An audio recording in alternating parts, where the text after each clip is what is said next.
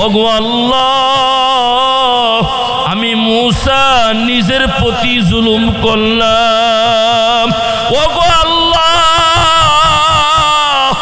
আপনি আমাকে মাফ করে দেন।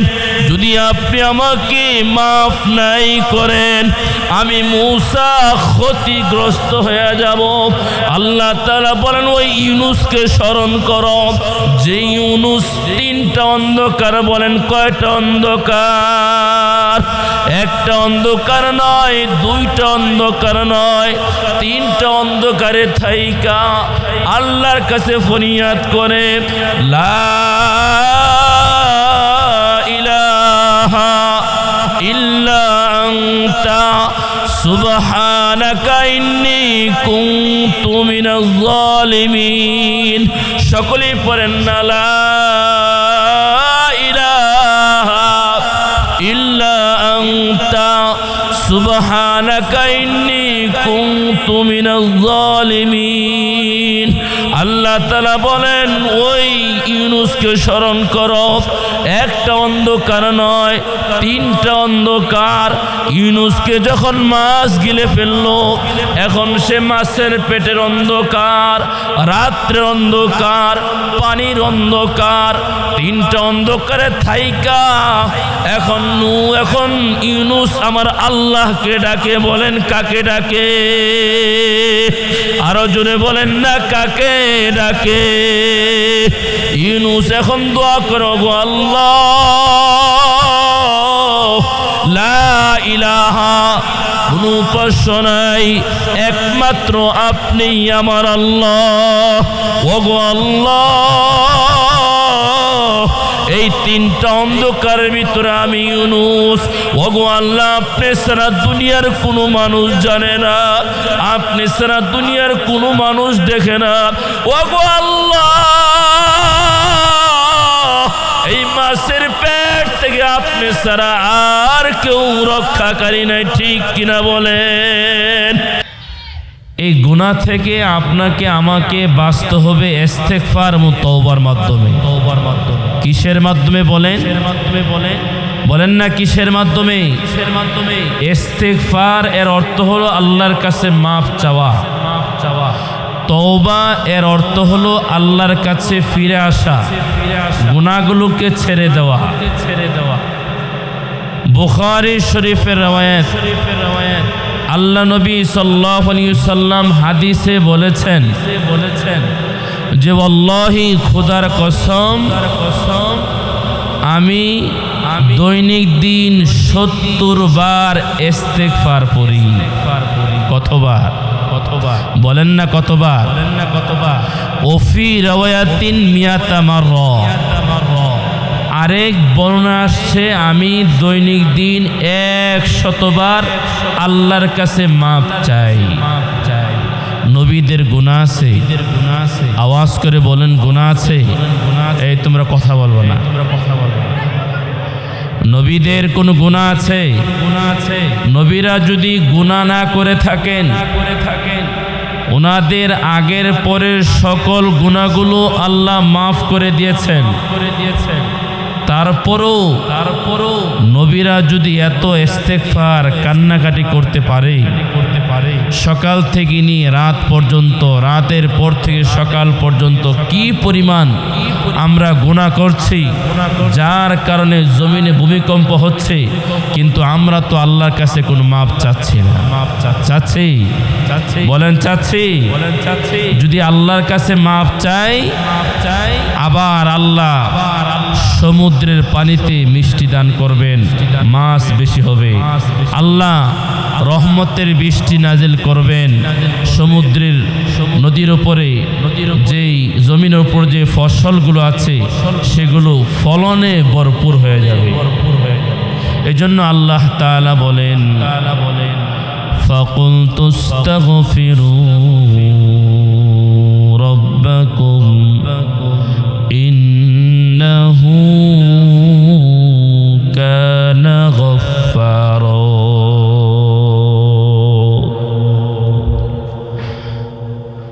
আল্লাহ তাআলা বলেন সূরা নূহ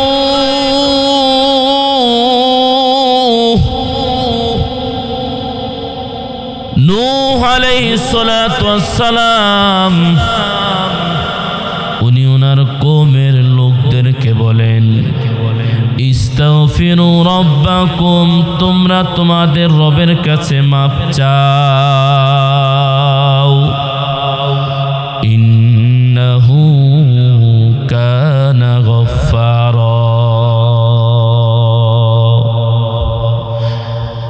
নিশ্চয় তিনি আল্লাহ অনেক ক্ষমাশীল।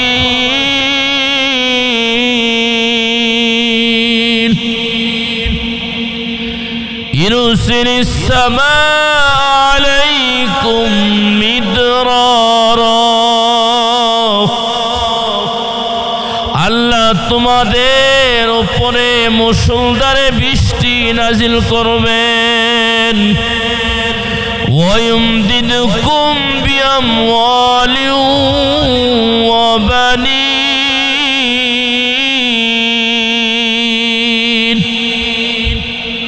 শুধু তাই নয়, আল্লাহ তোমাদের সন্তান, তোমাদের অর্থ সম্পদে আল্লাহ তাআলা বৃদ্ধি করে দিবে। এজন্য নবীরা বেশি বেশি আল্লাহর কাছে মাপ চাইতেন। বলেন কি চাইতেন? নবীরা বেশি বেশি আল্লাহর কাছে মাপ চাইতেন। সাইয়েদনা আদম আলাইহিস সালাতু ওয়াস সালাম সূরাতুল আরাফে আসছে, তিনি আল্লাহর কাছে ফরিয়াদ করেন, রব্বানা, সকলে আমার সাথে পড়েন, রব্বানা যালামনা আনফুসানা ওয়া ইল্লাম তাগফির লানা ওয়া তারহামনা লানাকুনান্না মিনাল খাসিরিন।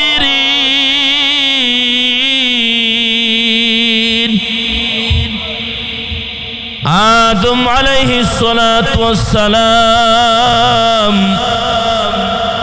যিনাকে আল্লাহ তাআলা বলেন, ইয়া আদম, হে আদম, খলাকতুকা বিয়াদাইয়া, হে আদম, আমি আল্লাহ তোমাকে আমার কুদরতি হাত দিয়ে সৃষ্টি করলাম।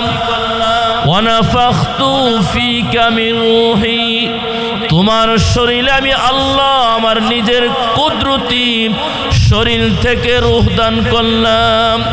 ওয়া আসজাদা লাকা মালাইকা, হে আদম, আমার সম্মানিত ফেরেশতাদেরকে আমি তোমার সম্মানের জন্য সেজদা করার জন্য আদেশ করলাম।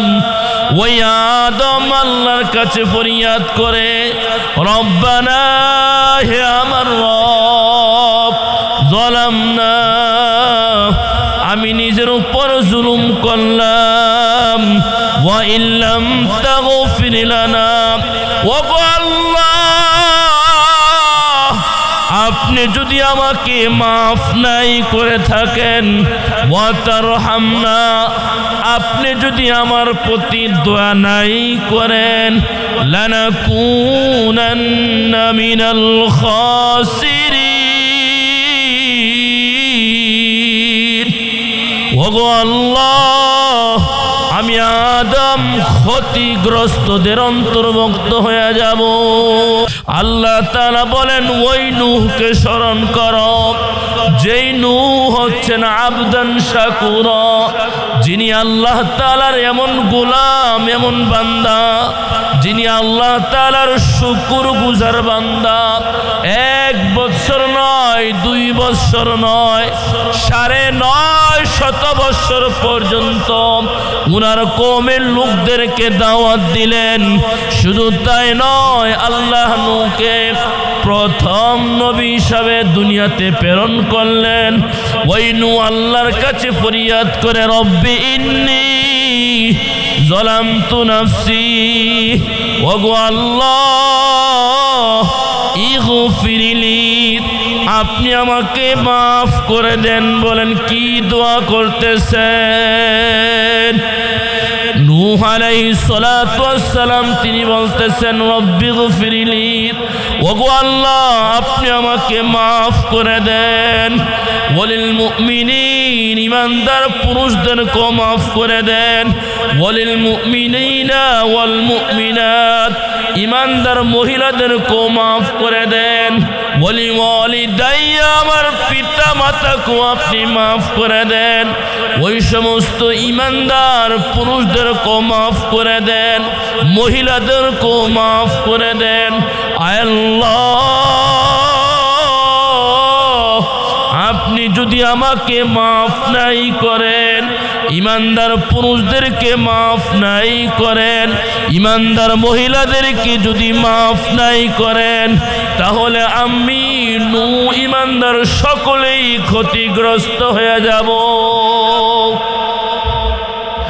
এই জন্য আল্লাহ নবী নূহ তিনি আল্লাহর কাছে দোয়া করতেছেন, মাফ চাইতেছেন। আল্লাহ তাআলা বলেন ওই মূসা কালিমুল্লাহকে স্মরণ করো, যেই মূসা তুর পাহাড়ে গিয়ে আল্লাহর সাথে কথা বলতেন। মূসা আলাইহিস সালাতু ওয়াস সালাম আল্লাহকে প্রশ্ন করতেন, আর আমার আল্লাহ ওই মূসার প্রশ্নের উত্তর দিতেন। কি পরিমাণ মুহাব্বত, কি পরিমাণ ভালোবাসা। কিন্তু এরপরও মূসা বলে রব্বি ইন্নী যালামতু নাফসি, ওগো আল্লাহ আমি মূসা নিজের প্রতি জুলুম করলাম। ওগো আল্লাহ আপনি আমাকে মাফ করে দেন। যদি আপনি আমাকে মাফ নাই করেন, আমি মূসা ক্ষতিগ্রস্ত হয়ে যাব। আল্লাহ তাআলা বলেন ওই ইউনুসকে স্মরণ করো, যে ইউনুস তিনটা অন্ধকার, বলেন কয়টা অন্ধকার? একটা অন্ধকার নয়, দুইটা অন্ধকার নয়, তিনটা অন্ধকারে থাইকা আল্লাহর কাছে ফরিয়াদ করে লা ইলাহা ইল্লা আনতা সুবহানাকা ইন্নী কুনতু মিনাজ জালিমিন। সকলেই পড়েন না লা ইলাহা ইল্লা আনতা সুবহানাকা ইন্নী কুনতু মিনাজ জালিমিন। আল্লাহ তাআলা বলেন ওই ইউনুসকে স্মরণ করো, একটা অন্ধকার নয়, তিনটা অন্ধকার। ইউনুসকে যখন মাছ গিলে ফেললো, এখন সে মাছের পেটের অন্ধকার, রাত্রের অন্ধকার, পানির অন্ধকার, তিনটা অন্ধকারে থাইকা এখন ইউনুস আমার আল্লাহকে ডাকে। বলেন কাকে ডাকে? আরো জোরে বলেন না কাকে ডাকে? ইউনুস এখন দোয়া করো, গো আল্লাহ লা ইলাহা, কোনো উপাস্য নাই, একমাত্র আপনিই আমার আল্লাহ। ওগো আল্লাহ এই তিনটা অন্ধকারের ভিতরে আমি ইউনুস, ওগো আল্লাহ আপনি সারা দুনিয়ার কোনো মানুষ জানে না, আপনি সারা দুনিয়ার কোনো মানুষ দেখে না। ওগো আল্লাহ এই মাছের পেট থেকে আপনি সারা আর কেউ রক্ষাকারী নাই, ঠিক কিনা বলেন? ইউনুস আলাইহিস সালাতু ওয়াস সালাম নবী হওয়ার পরও তিনি আল্লাহর কাছে এই পরিমাণ দোয়া করেন, এই পরিমাণ কান্নাকাটি করেন। আল্লাহ তাআলা বলেন যখন সে ইউনুস দোয়া করতেই লাগলো, ওই মাছকে আমি আদেশ করলাম সাবধান সাবধান, ও মাছ তুমি কিন্তু ইউনুসকে গিলে শেষ করে দিও না। এজন্য নবীরা যদি বেশি বেশি আল্লাহর কাছে মাফ চাইতে পারেন, নবীরা যদি বেশি বেশি আল্লাহর কাছে তওবা করতে পারেন, একবার আল্লাহ নবী সাল্লাল্লাহু আলাইহি ওয়াসাল্লাম আয়েশা রাদিয়াল্লাহু তাআলা আনহা বলেন, আতানি রাসূলুল্লাহ সাল্লাল্লাহু আলাইহি ওয়াসাল্লাম ফি লাইলাতিন মিনাল লায়ালি, উনি এক রাত্রে আল্লাহ নবী আমার বাসায় আসলেন। আসার পরে আমি আল্লাহ রাসূলের সাথে শুয়ে গেলাম। কিছুক্ষণ পরে মুহাম্মদ রাসূলুল্লাহ সাল্লাল্লাহু আলাইহি ওয়াসাল্লাম আয়েশাকে বলে, ইয়া আয়েশা জারিনি আতাআব্বাদু লিরাব্বি, ইয়া আয়েশা আমাকে ছেড়ে দাও, আমাকে ছেড়ে দাও। আয়েশা বলেন, আমি আল্লাহ নবীকে ছেড়ে দিলাম। আল্লাহ নবী সাল্লাল্লাহু আলাইহি ওয়াসাল্লাম বলেন, আতাআব্বাদু লিরাব্বি, এই ঘুম আমার কাছে আরাম নয়, আমার কাছে আরাম হলো, মুহাব্বত হলো আল্লাহ তাআলার ইবাদত করা। আয়েশা রাদিয়াল্লাহু তাআলা আনহা বলেন, আল্লাহ নবী সাল্লাল্লাহু আলাইহি ওয়াসাল্লাম বিছানা ছাড়লেন। বিছানা ছাড়ার পরে তিনি তাহাজ্জুদের নামাজে তিনি পড়া শুরু করলেন। এই পরিমাণ লম্বা কেরাত, এই পরিমাণ লম্বা রুকু, এই পরিমাণ লম্বা সেজদা। নামাজ শেষ করার পরে আমি দেখতে পাইলাম আল্লাহ নবী সাল্লাল্লাহু আলাইহি ওয়াসাল্লাম জারে জারে তিনি কান্না করতে লাগলেন। চোখের পানি দিয়া তিনি বুক ভাসিয়ে ফেললেন, দাড়িগুলো ভিজে গেল।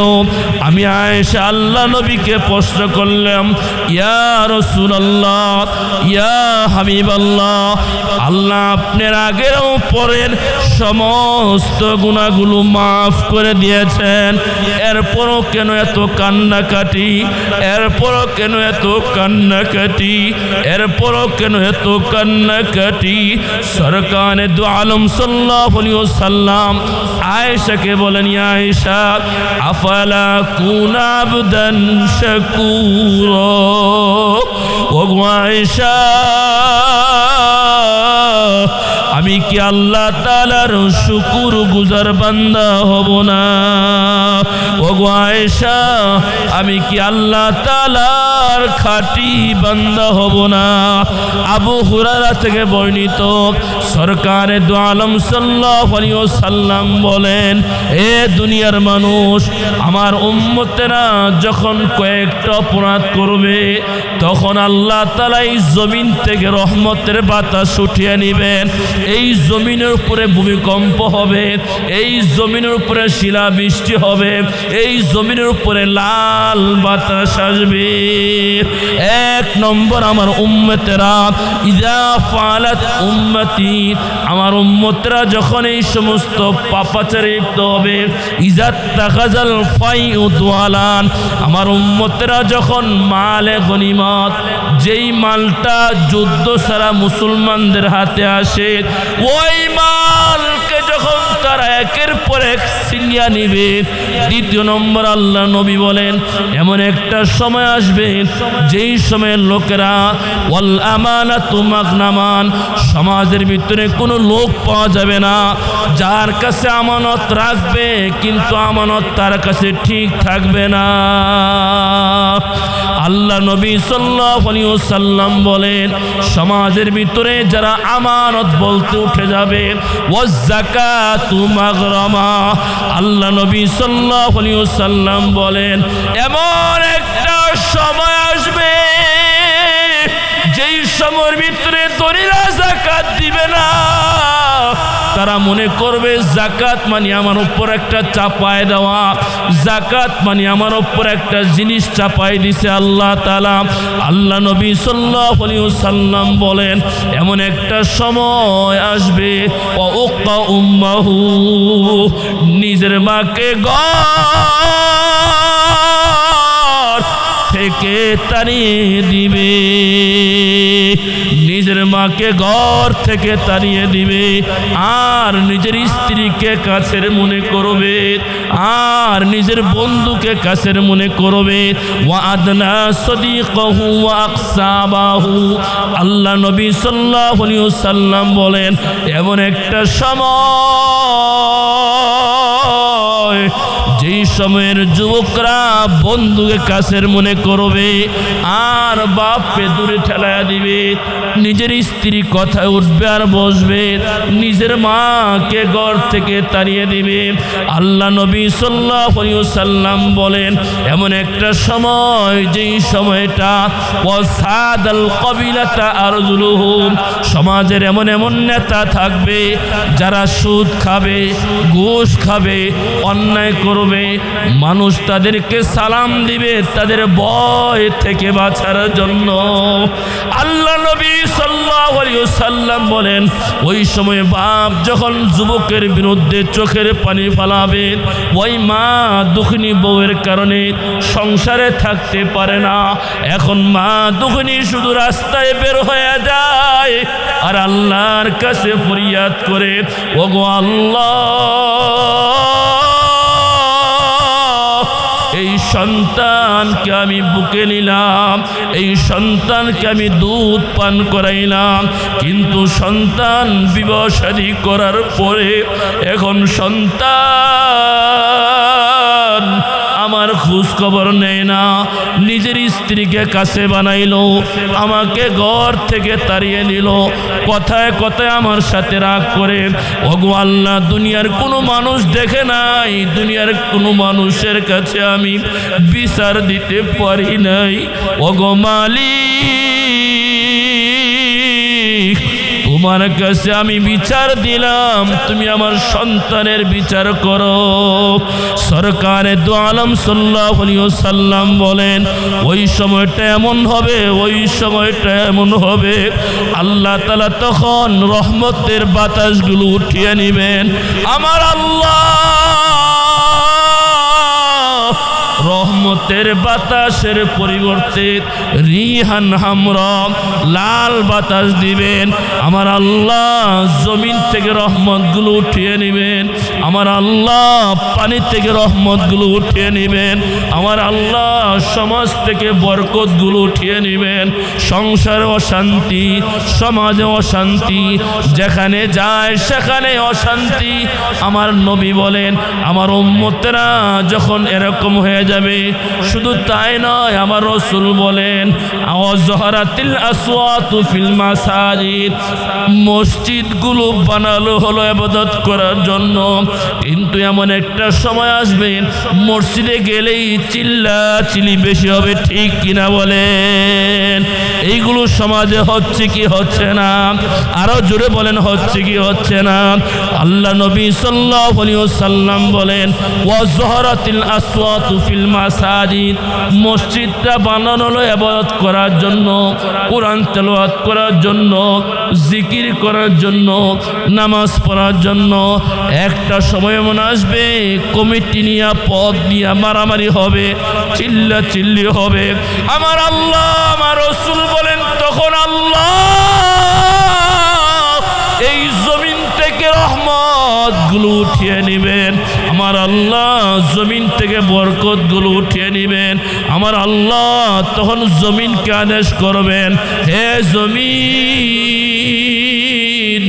ইদা জুলজিলাতিল আরদু জিলজালাহা, হে জমিন তুমি এখন ভূমিকম্প হইতে থাকো, হে জমিন তুমি একটু ভূমিকম্প হইতে থাকো, যেন আমার গুনাহগার বান্দা তারা যেন আমি আমার আল্লাহর কাছে ফিরে আসে।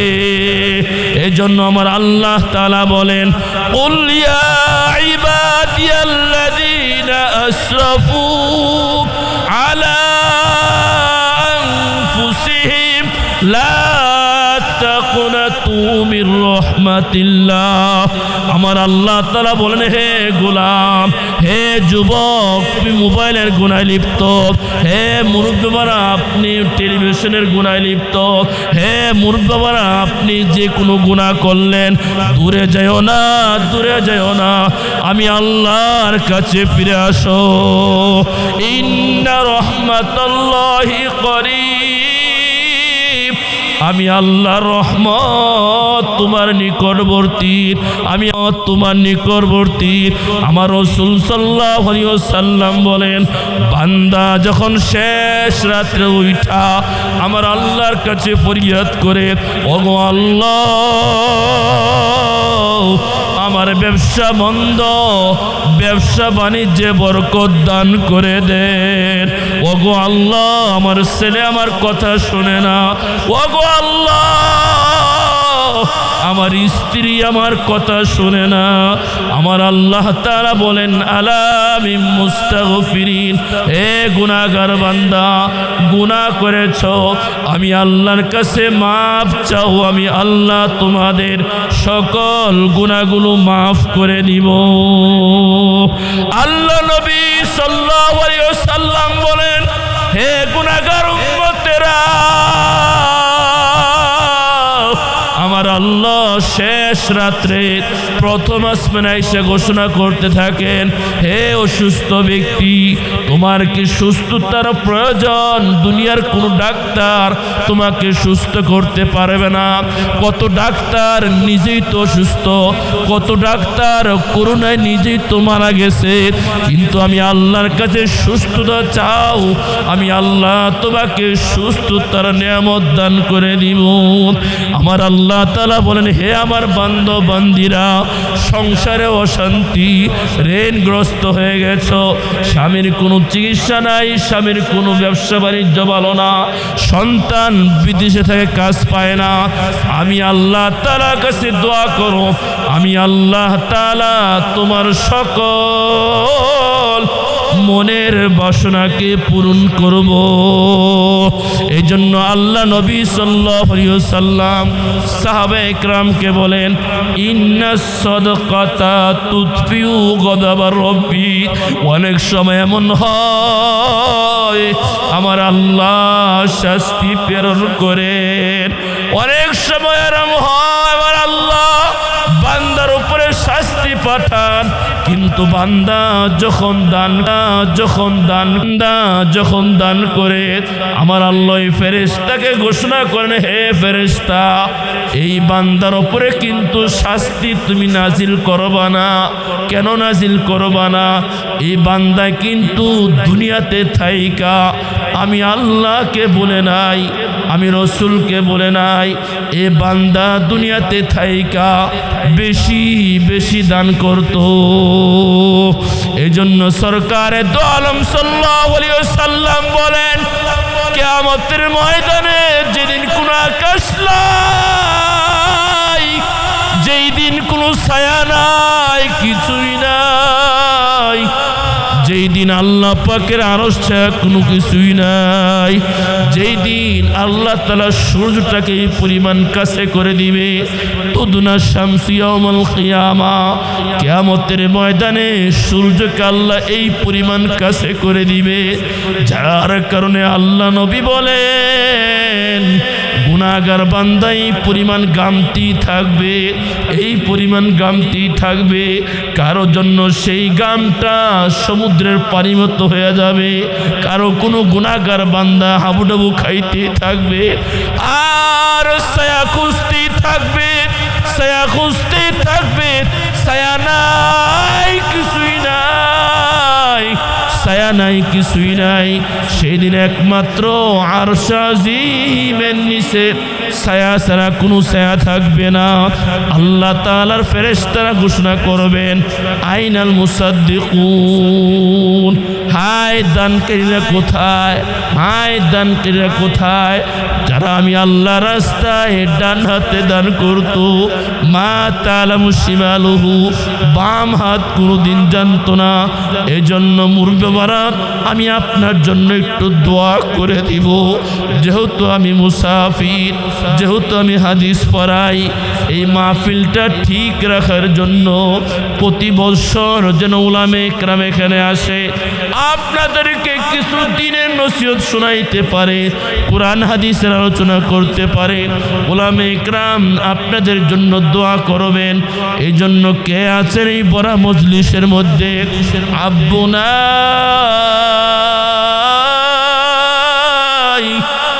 আম্মু নাই। রব্বির হামহুমা কামা রব্বায়ানি সগীরা।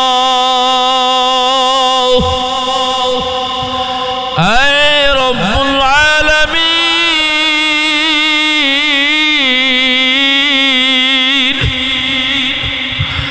আল্লাহ গভীর রজনীতে গো আল্লাহ, সাদা দাড়িওয়ালা মুরব্বীদেরকে নিয়ে, যুবক ভাইদেরকে নিয়ে, আল্লাহ বেগুনা মাসুম বাচ্চাদেরকে নিয়া, আল্লাহ আমার মা দুঃখীদেরকে নিয়ে আল্লাহ তোমার শাহী দরবারে হাত উঠালাম। আয় রব্বুল আলামিন, আল্লাহ এই মাহফিলকে আল্লাহ তুমি কবুল আর মঞ্জুর করে নাও। আল্লাহ শুধু তোমার সন্তুষ্টির জন্যই আল্লাহ মাহফিল করেছি গো আল্লাহ। আল্লাহ নামের জন্য নয়, সুখ্যাতির জন্য নয়। আল্লাহ মরহুম শুকর আলী সাহেবকে আল্লাহ তুমি মাফ করে দাও। আল্লাহ তুমি শুকর আলী সাহেবকে মাফ করে দাও। আল্লাহ ওনার সন্তান সন্ততিদেরকে তুমি কবুল করে নাও। আল্লাহ বংশের লোকদেরকে তুমি কবুল করে নাও। আল্লাহ অত্র এলাকার ভিতরে আল্লাহ যত মুর্দা গাল কবরে শায়িত আছেন, প্রত্যেকটা মুরব্বী বাবাদেরকে মাফ করে দাও। আল্লাহ মা দুঃখিনী যারা কবরে শায়িত, আল্লাহ শ্বশুর শাশুড়ি আল্লাহ যারা কবরে শায়িত, দুনিয়ার সাথে কোনো সম্পর্ক নাই, আল্লাহ মরহুম আব্বু আম্মুকে মাফ করে দাও। শ্বশুরকে আল্লাহ তুমি মাফ করে দাও। আল্লাহ আল্লাহ আমাদের সৎ এবং সুস্থতার নিয়ামত দান করে দাও।